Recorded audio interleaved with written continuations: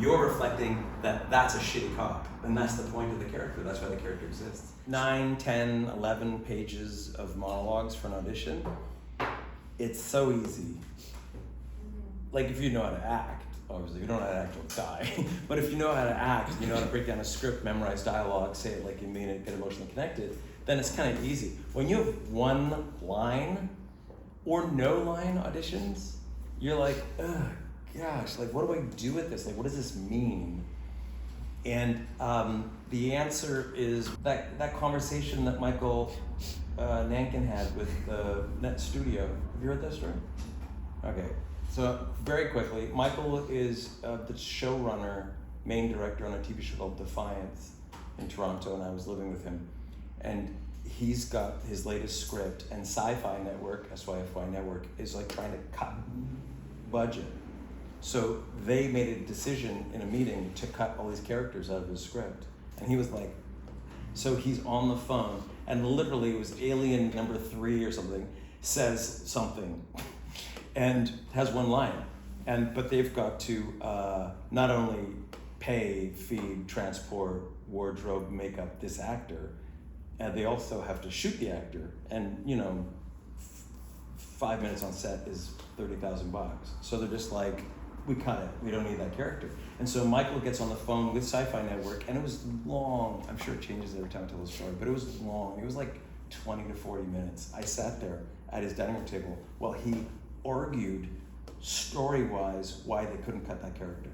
And he was so livid, and they were arguing, and he's like, you can't, because if the audience doesn't know this, then that won't make any sense, and it's that domino effect I talk about in scripts. And he said in the conversation, scripts go A, B, C, D, E, F, G.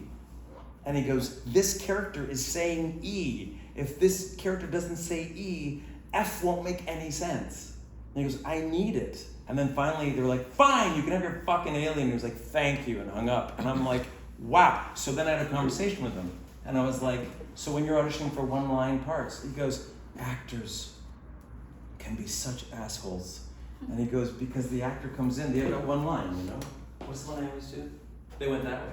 The actor comes in and they got one line. They're like, hi, yeah, thanks, yeah, nice to meet you. They went that way. And walks out. And Michael's like, do you know how hard I fought for that line? And you're just throwing it away because you're so much better than one line? And he goes, or, you've seen this, but they do the opposite. And it's like they make a choice. So they go, hi. Oh, great, no, that way. It's like, what are you? Like, I decided he's a Scottish, golfer. And it's like, so what you got to do is you got to go, and I know what your next question will be, so I'll answer that one in a second. What you got to do is you got to go, how does this line reflect what the audience needs to know about the character? And so the classic, they went that actually happened. This actually happened on audition. The line is, I don't know. They went that way, officer. Right? Is the line? Is even bystander. That was the name of the character. Knows where the perp went. So what's wrong with this cop? And it was a rookie cop who's falling apart and like having the worst month of their life, and felt like they weren't going to make it as a cop. And everybody thinks this cop sucks, even the one-line fucking background guy, So the way to play that was you're busy doing something. You're like, hey, yeah, they went that way, and then you pretend the cop left, and then you go, wow, you got the part, because now you're reflecting that that's a shitty cop, and that's the point of the character. That's why the character exists. In what way are they a foil to the other person? Yeah. My friend Sage Rocklebank got 110 episodes on Psych. He had one line, and the line is, his audition was, I have a question, and the cop goes, no you don't. He goes, okay, I don't. And that was the line. I have a question, no, I don't. And Sage is 6'5" or something, right? No, Sage Rocklebank. And Sage went, in his audition, he worked it out.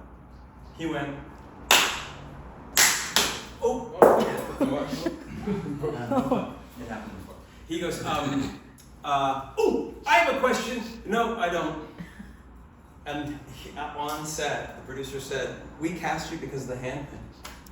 And he's like, "Oh yeah." He worked it out. It's because it's somewhat of a comedy, and he's a tall guy, and he's supposed to be the keener rookie. So he's like, "I have a question." "No, I don't." And that was it. And he got the part of that because he did that. And he goes, other people walked in and were like, "I have a question." And they just played it like, you know, simple. So like, have something.